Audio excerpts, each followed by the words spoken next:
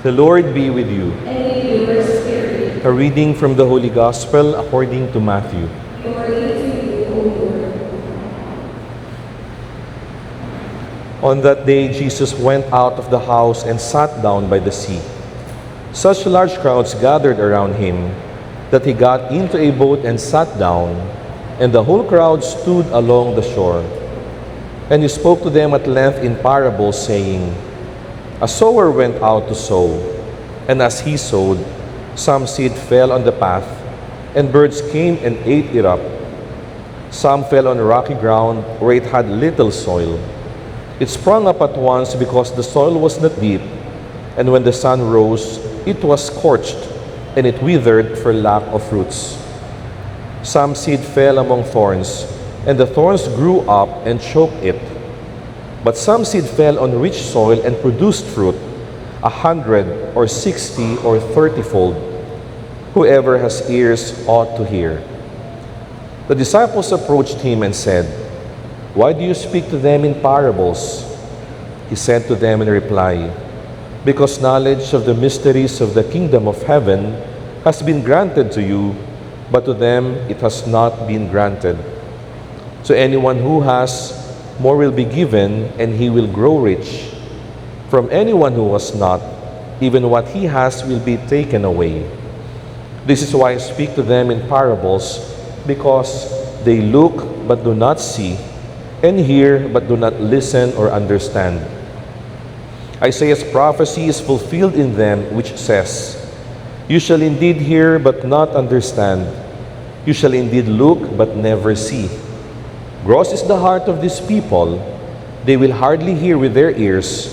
They have closed their eyes, lest they see with their eyes and hear with their ears, and understand with their hearts and be converted, and I heal them. But blessed are your eyes because they see, and your ears because they hear.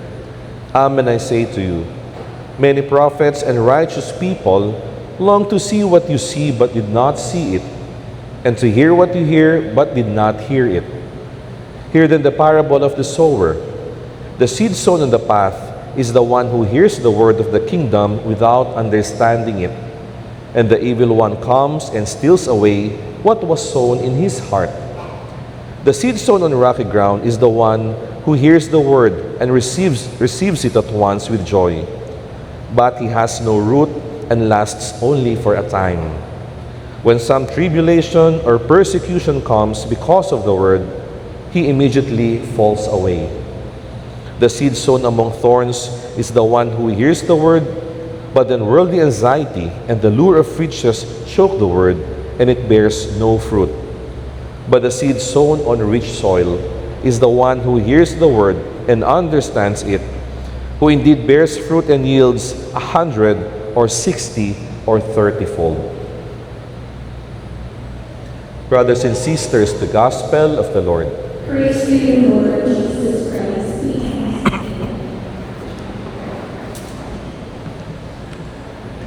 Imaginin po natin yung tagpong ito, isang linggo ng umaga, tulad kanina, at binalak mong sumimba. Pagmulat pa lang ng iyong mga mata, hindi pa tumatama ang iyong mga paa sa sahig, ang hinawakan mong una ay ang iyong cellphone. At pag-check mo sa iyong Facebook, nakita mo may kakilala ka, may bagong sasakyan. Pagbukas mo sa iyong messenger, ang may nakita kang message na isang kaibigan na nangungutang sa iyo. Tapos pagtingin mo sa iyong banking app, mas mababa yung balanse kahit kaysa sa inaasahan mo. At biglang bumuhos yung maraming realidad sa buhay mo. Meron kang mga bayarin, matrikula ng anak, may deadline na ipapasa sa trabaho bukas, naisip mo yung kalusugan ng iyong mga magulang at kahit ikaw, may problemang matagal nang pinapasan. At pagdating niyo po sa simbahan, ayan, narito tayo, narito yung ating katawan, pero ang isip at puso natin nasa ibang lugar. Naranasan niyo na po ba yan? Magsisimba, pero ang daming pumapasok sa isip. Tulad po ngayon, karamihan nakatingin sa akin, lahat po ba nakikinig? Lahat po ba iniintindi yung aking sinasabi? Baka iba naiisip, naku, umuulan, wala akong dalang payong. Baka iba naiisip, bukas pa kaya yung restaurant na pupuntahan namin? Depende sa haba ng homily ni Father. Pero yun po yung paalala sa atin. Hindi ba familiar sa atin yan? Minsan, ang pinakamalaki pong hadlang sa pakikinig sa salita ng Diyos ay hindi kawalan ng pananampalataya. Bagkus, iyon ay pagiging masikip ng ating puso. Ano pong ibig sabihin yan? Yan po yung nilarawan na ibinigay ni Jesus sa ating ebanghelyo ngayon. Medyo mahaba po yung ebanghelyo, pero mag-focus lang po tayo sa isang klase na hinulugan o nahulugan ng binhi. May mga binhing nahulog sa matinik na lupa. Tumubo po yung binhi, ibig sabihin, tinanggap yung salita ng Diyos. Nagsimula yung pananampalataya. Ngunit, kasabay po nitong tumutubo yung tinik. Maliban sa binhi, may kasabay na tumutubo yung mga tinik. At unti-unting sinasakal ng tinik yung halaman hanggang hindi na ito namunga. Hindi po namatay yung binhi, nasakal lamang ito. At mga kapatid, hindi ba ganyan din minsan yung nangyayari sa atin? Bilang mga Pilipinong Katoliko, alam natin, buhay yung pananampalataya natin. Linggo-linggo, nagsisimba tayo, nagdadasal tayo bago kumain, may altar tayo sa tahanan, malamang meron sa inyong Santo Niño, Nazareno, Padre Pio, Blessed Mother, at inyong paboritong santo. Ngunit, minsan, mas marami yung espasyo sa ating puso na mga alalahanin kaysa sa salita ng Diyos. Kung ihahalin tulad natin, mas marami yung tinik na nasa puso natin kaysa yung binhi na itinatanim ng salita ng Diyos. Hindi po masamang mag-alala, hindi masamang magsumikap, hindi masamang mangaral or mangarap. Ang problema po kapag ito na yung naghahari sa puso natin. Kapag ang pag-aalala ay nauwi sa kawalan ng kapayapaan, kapag ang paghahangad ay nauwi sa pagiging hindi na marunong makontento, kapag ang pagiging abala ay nagiging dahilan upang mawalan tayo ng panahon sa Diyos at sa mga taong pinakamahalaga, mapapansin po natin, unti-unti umiiksi ang ating pagdarasal. Unti-unti, mas madali tayong magalit. Unti-unti, mas mabilis tayong mawalan ng pag-asa. At unti-unti, ang ating pananampalataya, bagamat buhay pa, hindi na namumunga. Bakit po? Mas maraming espasyo sa puso yung tinik kesa sa salita ng Diyos. Kaya po mga kapatid, napakaganda ng paalala ni Jesus sa atin ngayon. Kapag ka ikaw ay mabuting hardinero, hindi ka lamang magtatanim at magdidilig. Anong gagawin mo? Aalagaan mo ang iyong tinatanim. Pag kayo po ay plantito o plantita, malamang marami kayong mga paso na tanim sa bahay. At kapag nagtanim tayo ng halaman, alam natin, didiligan natin, aalagaan natin. Subalit pag may nakita kayong isang damong ligaw na tumutubo doon sa paso na inaalagaan nyo, ano pong unang reaksyon nyo? Ang sasabihin nyo ba, ay, ang cute, may damong ligaw na tumutubo. Hindi.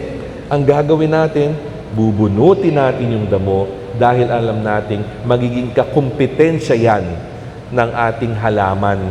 Kaya hindi dapat siya nananatili dyan.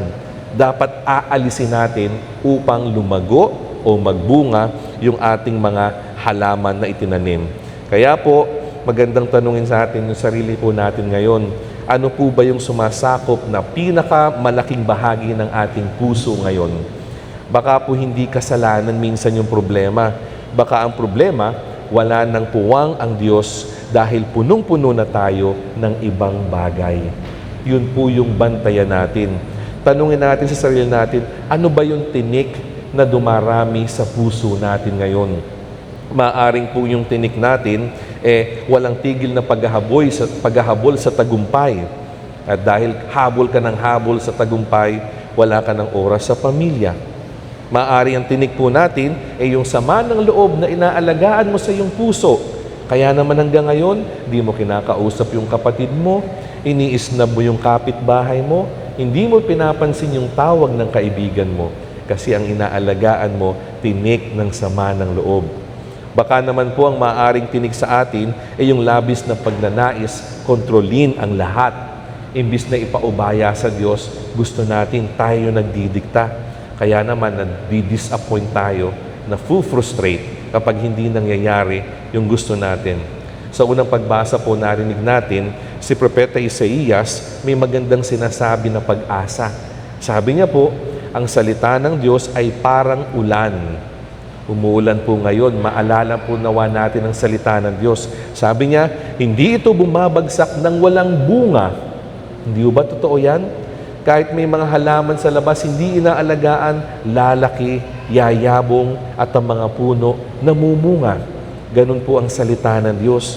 Kailangan tanggapin natin at hayaang mamunga sa ating puso. Kaya po mga kapatid, ang tanong muli, may puwang po ba sa ating puso ang salita ng Diyos? Ngayong linggo po, pilitin nating magtanggal paunti-unti ng tinik sa puso natin. Paisa-isa, hindi po madali, pero kaya. Nasubukan nyo na hubang magkaroon ng salubsob. Yung maliit na kahoy, diba? Masakit yan. Pag inalis mo, may konting sakit pa rin. Pero later on, mawawala na. Imaginein kung maraming ganyan yung nasa puso natin, tanggalin natin isa-isa hanggang makalaya at dumami yung espasyo para sa salita ng Diyos. Mga maliliit na hakbang na pwedeng gawin araw-araw. Siguro po, bago natin hawakan yung cellphone sa umaga, kausapin muna yung Diyos. Diba, maririnig natin sarili natin, Lord, pagod na po ako sa gabi. Hindi na ako makapagdasal. Hindi na kita man lang makausap. Ano kaya yung tugon ng Diyos sa sinasabi natin ganyan? Baka sabi niya, hindi nga. Madaling araw ka na nga natutulog, kakascroll sa cellphone. Anong pagod sinasabi mo? Pero para maiwasan, why not pray early in the morning? Makipag-usap sa Diyos. Kapag ka naman po kayo ay naiinis sa mga darating na araw, imbis na magreklamo, magpasalamat. Nakakilala na ba kayo ng tao, puro reklamo sa buhay? Reklamo sa pamilya, reklamo sa trabaho, reklamo sa gobyerno, reklamo sa kapitbahay. Bakit po ba hindi naman kaya imbis na magreklamo, matutong magpasalamat? Pag-uwi sa bahay, sana ang hindi marinig sa atin, ba't ang alat ng ulam? Pag galing sa simbahan, yun kaagad yung sasabihin, ang alat ng ulam, ang mantika ng ulam. Pero imbis magreklamo, di ba natin pwedeng sabihin, Lord, salamat at may pagkain sa hapagkainan. Tanggalin yung tinik ng pagrereklamo sa puso, palitan ng pagpapasalamat. O kaya naman, maglaan po tayo ng isang araw na sama-samang kakain ng pamilya. Malamang sasabihin ng iba sa atin, Father, sabay-sabay naman kaming kumakain, pamilya. Pero ang tanong, nag-uusap po ba kayo habang kumakain? O baka lahat nakatingin sa cellphone habang kumakain? Yung isa, pinapanood yung favorite niyang reel. Yung isa, nagbabantay sa kaganapan sa Senado. Yung isa, nagme-memorize ng step na sasayawin niya pagkatapos kumain. Kanya-kanyang cellphone, kanya-kanyang ngiti. Why not? Baka yan po yung tinik sa pamilya kung bakit hindi maganda yung samahan. Pag kumain po, ibaba muna yung cellphone. Magtinginan, magkumustahan, makinig sa mga kwento. At baka mabawasan yung problema natin sa pamilya. Mga maliliit na hakbang, subalit nagbibigay po ng malaking puwang para sa biyaya ng Diyos. Kaya naman mga kapatid, mamaya sa banal na komunyon, sa paglapit natin at pagtanggap kay Jesus, iwan po natin sa Kanya yung ilan nating mga tinik na dinadala sa puso. Hilingin po natin yung lakas ng loob na bunutin kahit isa lamang. Sapagkat kapag nabigyan ng puwang ang salita ng Diyos, ang binhing itinanim sa ating puso, hindi lamang po mabubuhay. Ito po ay mamumunga, 30, 60 at 100 pa. Nawa po, alisin natin yung tinik at mamunga ng maraming biyaya upang makasunod tayo sa Diyos sa misyon na ibinigay niya sa atin. Amen.